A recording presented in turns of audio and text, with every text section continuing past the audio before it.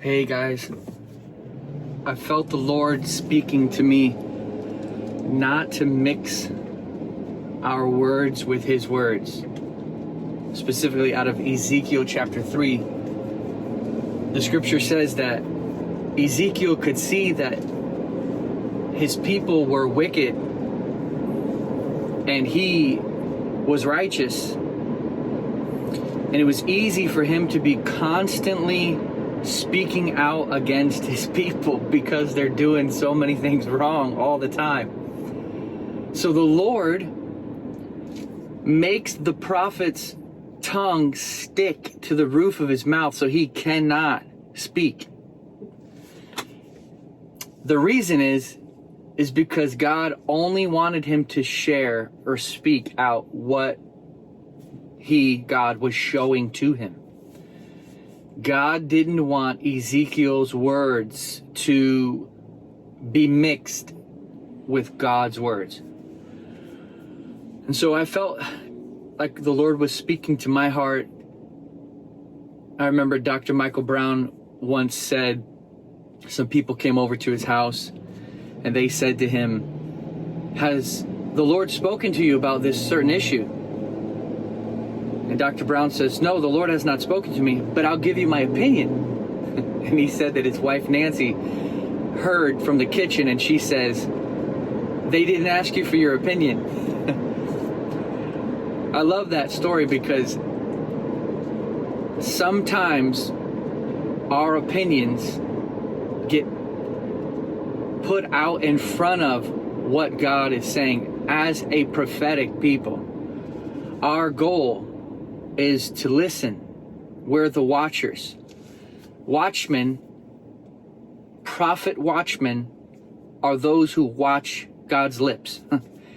If we watch anything, we watch the mouth of God. And when it opens, we receive everything that He says. And then we give what He says. We must have a burning jealousy to give only what God has given to us. And I know this is very difficult and we're all growing in this, but I pray that that's what God does for us. That we become watchers of His mouth and stay right there.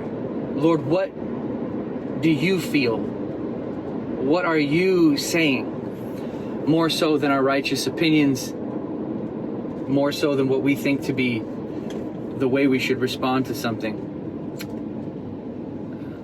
So I remember also in Ezekiel, it says that he opened up and the Lord fed him. He opened his mouth and the Lord fed him. As we keep our hearts open to God, that's how God is able to install inside of us that which we are supposed to speak.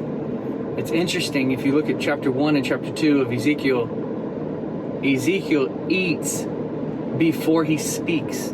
This is so awesome to me. We must always speak from a place of satisfaction. If we speak out from a place that's not satisfied with God, that's part of the reason why I believe our opinions take the place of God's voice. We must speak from a full stomach, a spiritually satisfied, and shall I say even complacent reality. We've been so deeply satisfied by God that we speak forth from there. May we always eat before we speak, because God feeds a man before He leads the man. So, God bless you guys. Thank you so much for watching. I pray that God would do this with us. He would make us a real prophetic people, not a people of opinion, but a people who watch His mouth. This is so important. God bless you guys.